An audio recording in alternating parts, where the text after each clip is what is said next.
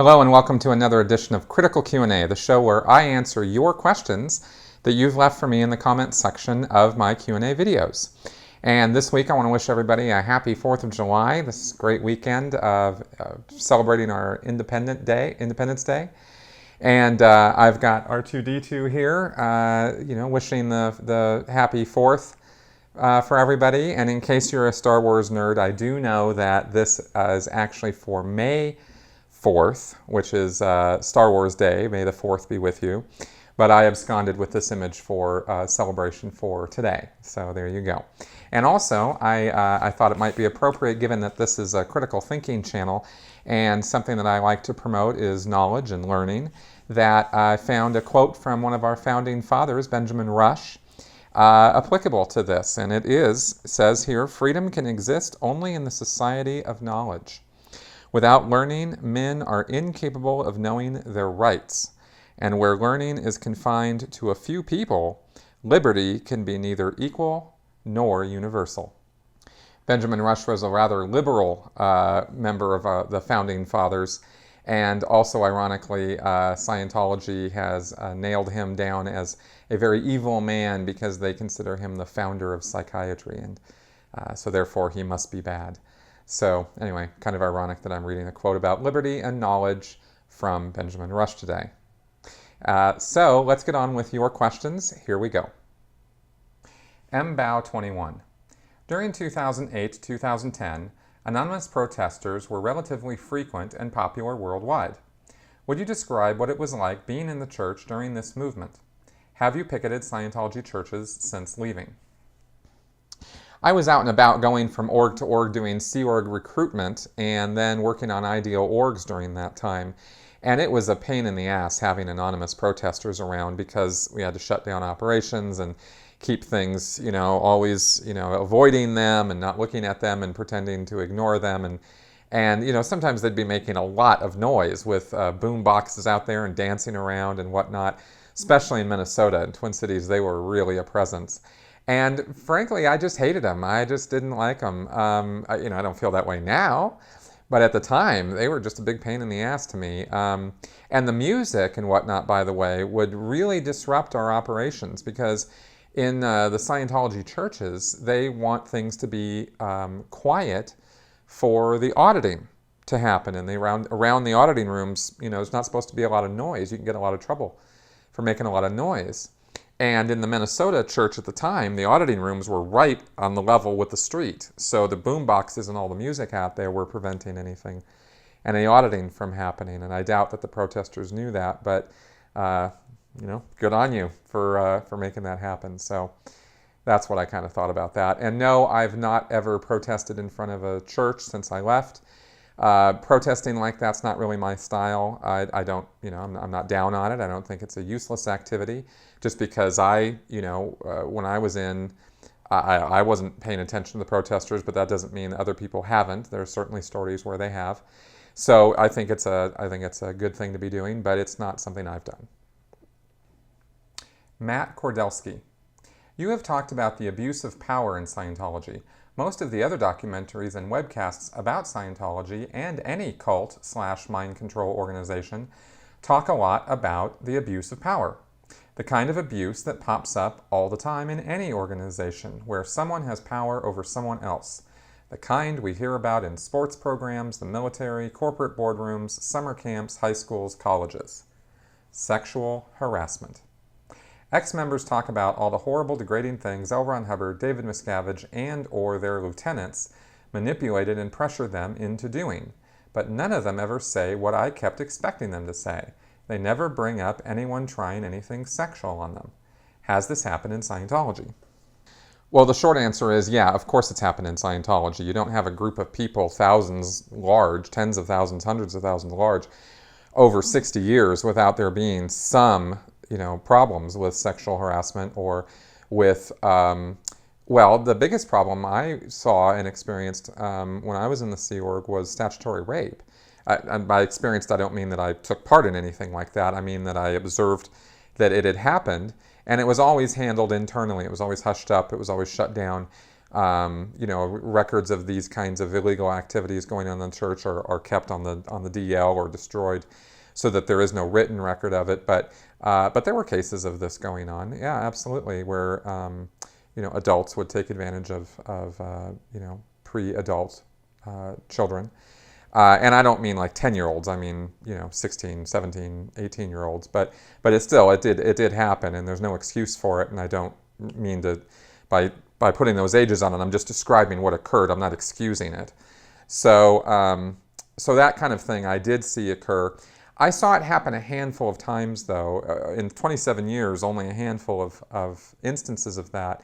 And the reason for it, and I really want to stress this, is because in Scientology, sexual conduct and sexual activity is a very repressed and controlled activity. They control their members through controlling their sexual behavior, their sexual lives, their sexual deviancy, their sexual attitudes.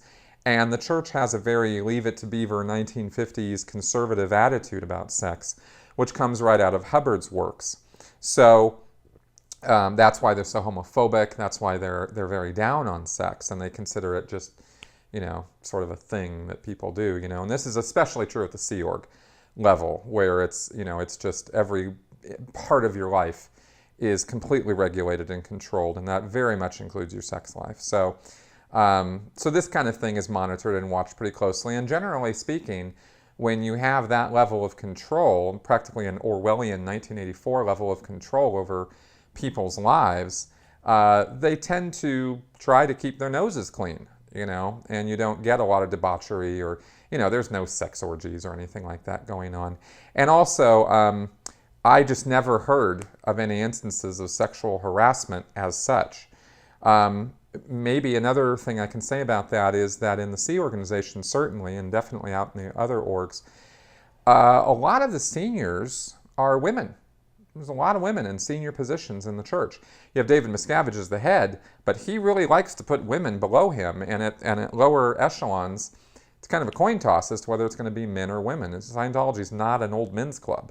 So I believe, I'm going out on a limb here because I don't know, but I'm thinking that the instances of sexual harassment of women to men is less than it would be, the other way around. So maybe that's a factor as well, but, that's just conjecture on my part. KT, I've seen this pattern that the Church of Scientology has with overwork, tiredness, a false veneer, separation from children, etc., throughout other harmful groups, even in mainstream society. Do you notice these similarities? Also, it seems to me that generally people in the Church of Scientology put on a happy facade, and that in a way they're not allowed to express freely what they feel. Could you please share in your opinion what the general culture in Scientology was like? Well, here's the thing in Scientology. It's a very public image conscious group. And the other thing is that, here's where I think this comes from. Within the world of Scientology, everything that L. Ron Hubbard ever said or wrote is flawless and perfect and immaculate. And it always is supposed to work all the time on everybody. And as I've mentioned in videos in the past, if it doesn't work on you, it means that you're a criminal or a suppressive person, or that there's something wrong with you and that you've done something wrong. So nobody in Scientology doesn't want it to work on them. They don't want to be perceived as a problem case or somebody that that the tech doesn't work on, and because they might be singled out as it's very interiorizing. The attention goes inward to you if it's not working, right? What did you do wrong? What's the problem with you? Not what the problem is with the tech. So that could be one reason why people aren't so anxious to blab and bitch and moan and complain. The other thing is that, it's just the culture in Scientology that everybody's happy all the time. And another factor or reason for that is because anger, hate, fear, grief, apathy, these negative kind of emotions, in the Scientology world, they're considered negative emotions, are called misemotion. They're actually the label for that. There's positive or free or plus emotion, and then there's minus emotion. on that scale that they've put together of emotions. And you're not supposed to be hanging around in those minus emotions. That's something people will look down on you for. Oh, he's being misemotional. Oh, he was being griefy, Like that's something that's not really acceptable in the Scientology world. And so you grow to repress and suppress those feelings in yourself. And that is where a lot of psychological damage comes in to Scientology, is in a person learning to repress their own feelings and emotions and reactions to things, and always putting a smiley face on. Things are great, like Jason Begay talked about in the Going Clear documentary. BG6B7BFT. Not even going to try to figure out what that means.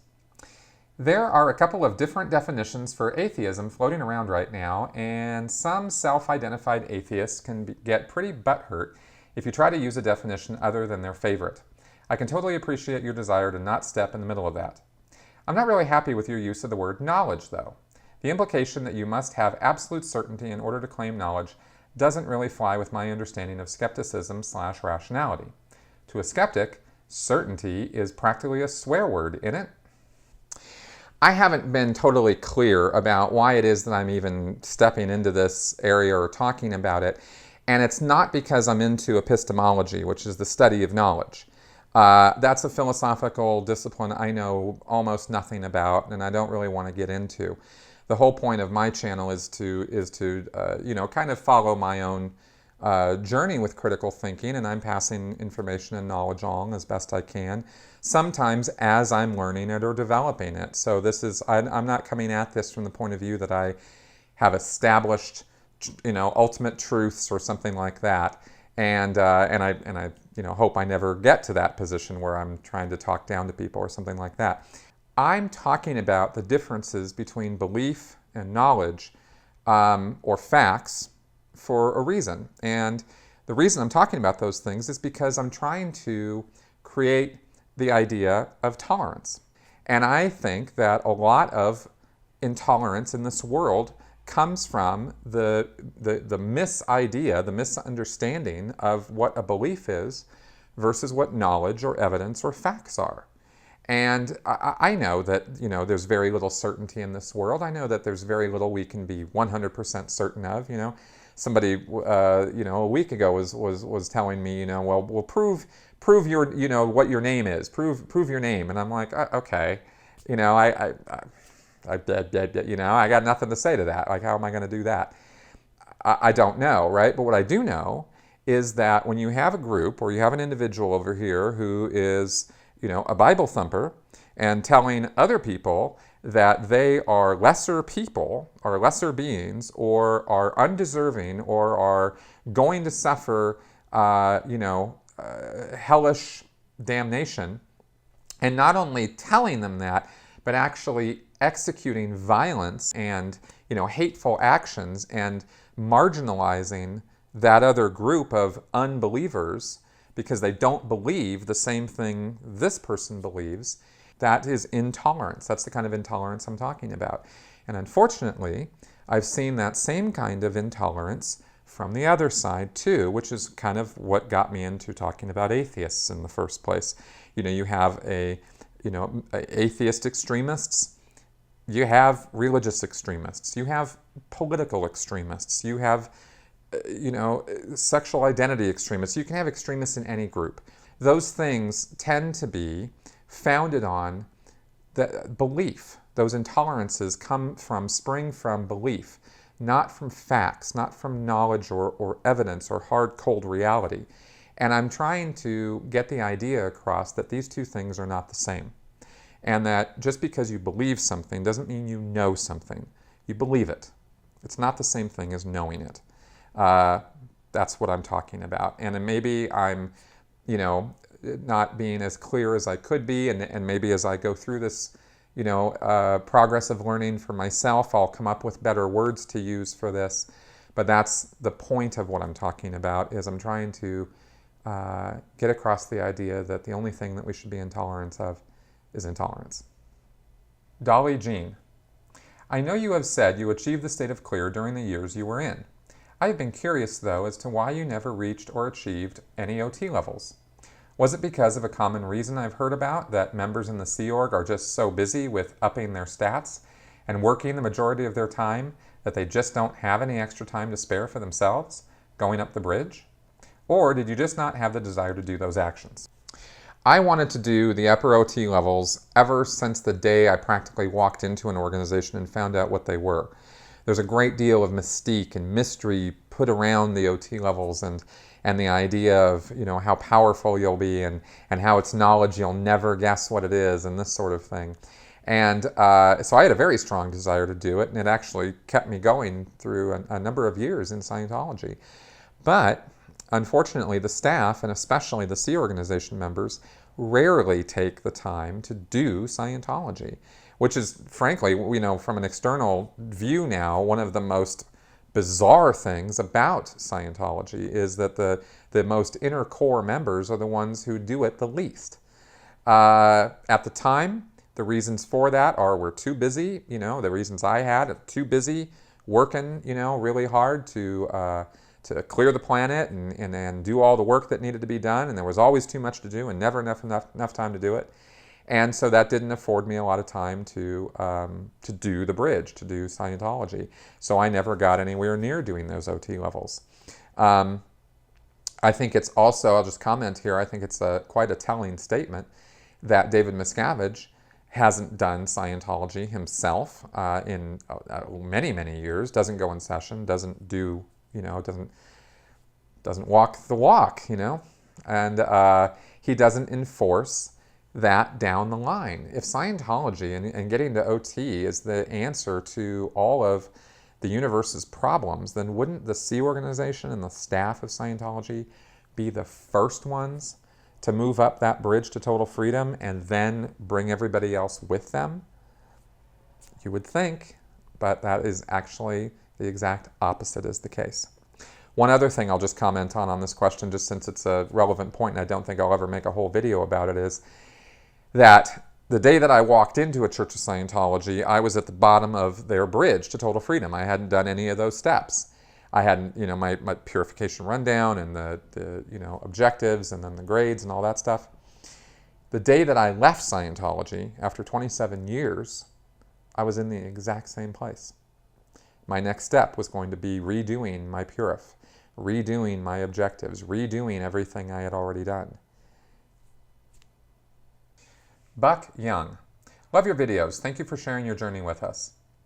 I noticed that a number of X's struggle with a duality of some type of recovery or continuum thereof, shame, guilt, anxiety, etc., and arrogance. The former is not unexpected. What I am often surprised by is a seemingly arrogant attitude many X's carry, whether newly out or decades later. Now, certainly this is not unique to this group, but I wonder if this is something that is a residual effect of the Church's insistence that Scientologists are a new species and the only ones who can save the world. Will you speak to the duality and possible resolution of this dichotomy?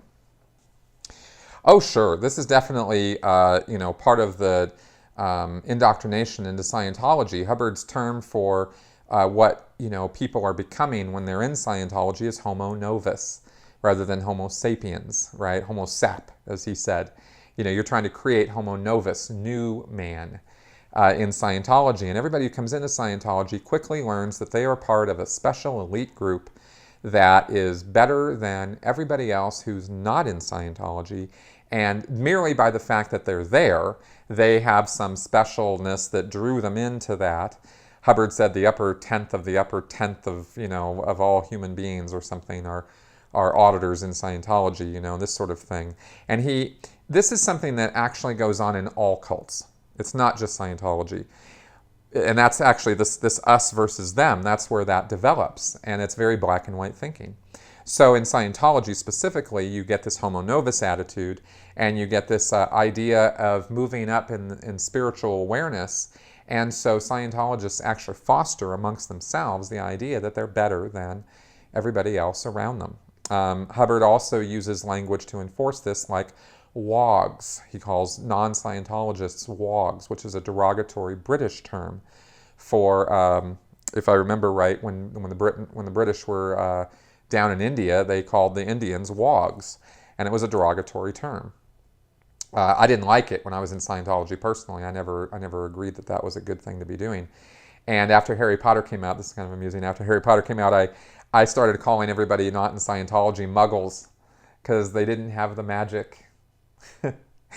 Anyway, so that superiority complex, sort of thing, that arrogance, definitely can continue with people after they come out of Scientology because it becomes a habit. And as far as resolving it, the ways I know to do it are how you recover.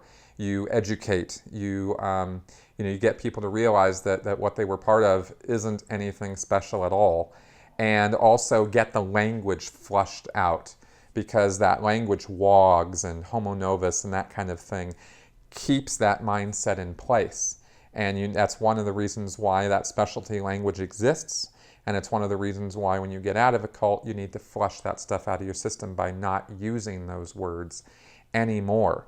Come up with other words to use for what you're trying to say, and you'll find the cult thinking patterns kind of flushing out of your system. So, Johnny Boy, my question to you is, when Scientologists are being audited, how far back have you heard a Scientologist remember? The Church of Scientology have a billion-year contract, so I would assume there are some real tales told. Did you ever get audited and have a past life memory? Why is it so hush-hush about these past lives? I noticed that it is a no-no in the Church of Scientology to speak of these, or maybe I am wrong. Glad you enjoyed Toronto, and I hope to attend next year. The reason that people in Scientology don't talk about past lives much openly is because Hubbard said not to. He says, no talking about your case, right? What comes up in your auditing. And he said the reason for that is because it can tend to be very unreal to people who aren't in Scientology or are new to Scientology, or also because it can create conflict. A person could go into their auditing and recall that they were Cleopatra or Napoleon. And they go out and they talk about it, and they might run into another Scientologist who thinks he was Cleopatra or Napoleon, and then they could end up, get into a pretty awkward situation. So he said, no, that's it. Let's not talk about this anymore, right? So that's kind of a rule in Scientology. And as far as how far back it goes, oh, gee, man, I mean, trillions of years. I mean, Hubbard was writing issues where he was dating things literally to trillions of years ago, and it got so ridiculous that when I was in, I just started saying, look, it's a near infinity of time back, is how far you've lived, and it's of course an infinity of time ahead because you're an immortal spiritual being. So, the numbers become so outrageously large that they become ridiculous, because you'll find if you try to actually grasp a billion years, much less a trillion years, the mind just boggles trying to get a grip on how long that is. Things you can't say. Scientologists, both former and current, seem to all be very comfortable with letting the profanities fly freely. Have you noticed the same thing, or am I imagining it? Did it just end up that way for no clear reason? In Keeping Scientology Working Series 1, L. Ron Hubbard wrote that the social veneer makes this universe seem quite mild, but only the tigers survive, and even they have a hard time. And what all that gibberish means is that Hubbard, put across this idea that the manners and politeness and the social veneer, the social niceties that we use with each other really are, plastic and fake and not really how things are. And that you have to be a tiger to survive, right? And so you get this idea within the Scientology world that they're being honest and open when they're being blunt and profane with their language. And the higher you go in Scientology, in other words, the more into the core group, right? You have public, staff, Sea Org members. And the more you move into the Sea Org realm, the more profane things become. I've seen, teenage Sea Org members swearing like sailors to public, who they were servicing in course rooms and whatnot. And they don't think anything of it. They're just being honest. That's just how it is. They might try to curb it a little bit for manners' sake, but really, you should hear what they talk about, how they talk behind closed doors. So That the reason for that is because they think that social niceties are meaningless, useless, and are something that you do with the outside world in order to put on a good appearance. But really, it doesn't mean anything. Elizabeth Lavitt. I have heard people comment that they were afraid of losing their eternity if they left. Other than these comments, I had not heard Scientology mention salvation, eternity, just personal betterment, increased personal power, etc. How does losing one's eternity come in? What specifically makes people think they are saving the world? What do you see in the organization that makes you think you are saving the world? Well, basically, people in Scientology get the idea they're saving the world because that's what they get told all day long. And they start to get the idea that Scientology is the only salvation for mankind.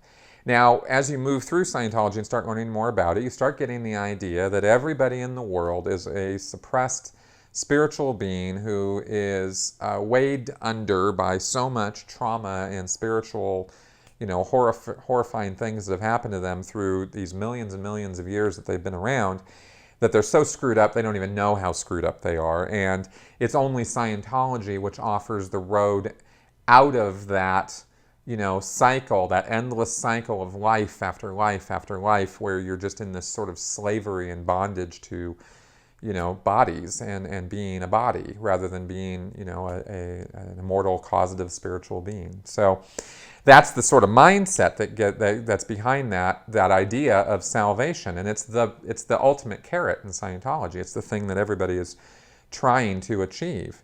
So at the lower levels, you're sold on the idea that the OT levels are what gives that ultimate, spiritual salvation. The idea of personal immortality being restored to you is really the ultimate product that Scientology is selling to people.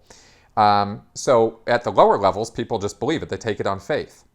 When they get to the OT levels and they start getting Xenu and the body thetans and all that, they believe that by exercising these body thetans from themselves, that they are freeing spiritual beings, that decayed, practically dead spiritual beings are stuck in this trap, this horrible, awful condition, and that they are personally responsible for, freeing those beings so that they can go off and get a body and do Scientology and go all the way, right? And that's what they're doing. So they believe that they're bringing the salvation of the universe through that auditing. And that's why they do it. They don't do it because Xenu is a really important story to them. Very few Scientologists really care that much about that stuff. It's interesting, or maybe not, and they don't really care about it. And some don't even believe it, but they believe that the meter works and that they are exorcising these spiritual demons, and so they do it because they're trying to save themselves and get out of that cycle of life after life and, bring the rest of the world along with them. David Schlesinger. Chris, you're out now. You're free. I'm sure you have a job branching out into other topics and subjects, etc. Now that your life has clearly moved on, what do you notice the most, comparing your former Sea Org life to now? Your freedom, your daily routine, perhaps friends or financial? Well, it's funny you ask, because it was just last night when I was at a 4th of July party that something very special hit me. I was sitting there with some friends. We were sitting around a table, just talking, having a good time. And it suddenly hit me that something was missing. And, it's funny, you don't notice things when they're just disappearing. You notice things when they're present, right? And what I noticed was that the frantic stress level that used to exist in my head all the time was gone. And that felt really, really good. The idea that I wasn't being productive, the idea that I was wasting my time, the idea that engaging in social activities and just hanging out and having fun was a waste of time, and that I could be doing something better with my time. This kind of thing was just hammered into me as a Scientologist and as a Sea Org member, because there's a sort of a frantic, emergency stress level that is always put on you, that you're never doing enough, that you've never done enough. Tom Cruise, in that stupid video, I don't know if you watched that video that he made that was leaked all those years ago, but one of the things he said that was drilled into us was, before my head hits the pillow every night, I have to ask myself, have I done everything I can possibly do with this day to, forward the mission of Scientology? And, when you're living a life where you're doing that to yourself every minute of every hour of every day, day in and day out, you create a kind of insanity. It's the only way I can describe it. And so to realize, that was all gone was a really good feeling. And that's where I'm at now. And all that stuff is kind of gone. So that's been probably the biggest change I've felt, that I noticed in recovering from Scientology. And I think that's pretty cool. And with that, we come to the close of our Q&A episode. This has been a lot of fun. I hope you guys have a great 4th of July weekend, and don't lose your head too much, and keep your critical thinking head on. And thank you very much for watching. I'll see you next time.